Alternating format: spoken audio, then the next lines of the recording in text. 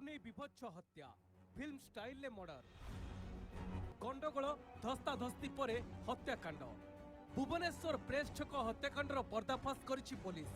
तीन अभियुक्तों को गिरफ्त करा देछि। सत्यप्रकाश पांडव, सत्यप्रकाश सिंह और सौम्यरंजन बेहरा घर भद्रक अंचल भुवनेश्वर एक बाइक शोरूम रे काम करथिले। गतकाली छुरी भूसी निरंजन परिडा और चिंटू को हत्या करथिले। आक्रमण रे आउ दुई जन आहत होइछन्ति।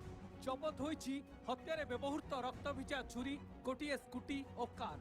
अन्य फेरार अभियुक्तों को धरिबा पई भुवनेश्वर बाहर को जाइछि स्वतंत्र टीम।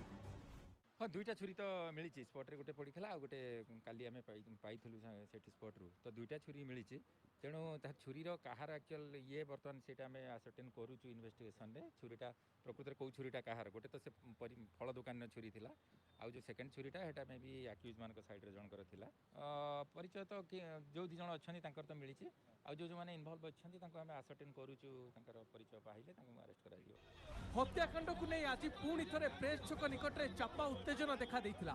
एबे भी हत्याकांड को नहीं अनेक प्रश्नवाची सृष्टि होइछि। हत्या पछरे केवल कमेंट मरा कारण ना किछि पूर्व शत्रुता थिला। चिंटू और तांको सांगो एमिति कोन कमेंट करथिले जेउथुरु रक्तपात हैला। अभियुक्त माने हठात केउठु आनिले छुरी? मर्डर प्री प्लान थिला कि? ये हठात मोमो स्टॉल पाखे घेरिकी ठिया खाऊवा अवस्था किसी युवक पछपटू आसी भाषा प्रयोग कर डाकिले उभयों भितर युक्तितर्क बढ़ीला। हठात बाहर करी से चाकू चलैकी एंजोर्ड कर गोटा स्पॉट उपर मारी मो पुओ विशाल को पेटे छुरा पुरी सी अबिका एडमिट अच्छी गुरुतर अवस्था जे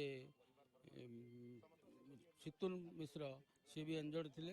आम सांग चार जन थिलु से 4टा से 5:30 बेलू 5:30 6टा भर आम सांग से मोमो खाऊलु से 4 जन डाक सोधासोधी कले तापर आम पाख गलु मुझे भाई क्या सोधासोधी कर जुक्तितर्क है धक्का धक्का है से बाड़ेला आम बाड़ाबाड़ी कलु एति भितर से छुरी आणिकी सांग मानू पेलदेले आम जापारूनी छुरी पेलिक दौड़ी पड़े केटीएम शोरूम भितर को ताको आम धरिकी से 2टा झील कहले कि मो भाई हे ना कौन मुझे से छुरी पेलसन पकेट छुरी बाहर से आइला बेलू गोटे सांगर ब्लीडिंग होची चिंटू जो एक्सपायर करला से रोड शोई पड़ा सेंसलेस होगला आम नहीं गलु railway medical attic आसिलु।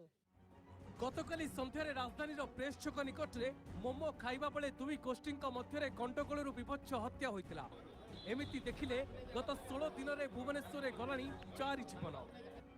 Bhubaneswar videographer Pratap स्निग्धचंदन दास का रिपोर्ट, कलिंग टीवी।